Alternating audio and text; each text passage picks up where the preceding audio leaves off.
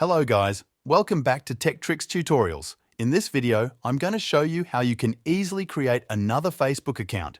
Be sure to watch the video to the very end so you don't make any mistakes. So, let's begin. First, open up the Facebook app. If you're already logged into some Facebook account, you'll need to log out. Go to the menu, scroll down and hit Log Out. Then hit Create New Account. Then Get Started.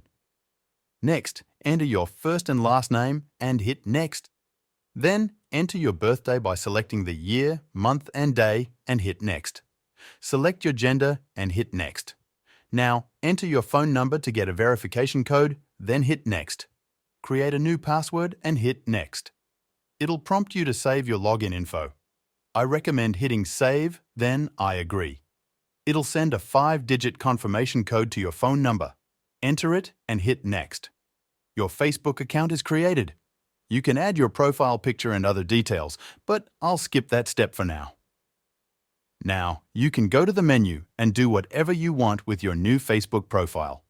Feel free to ask any questions in the comments, and don't forget to hit the like button if you found this video helpful, and I'll see you in the next one.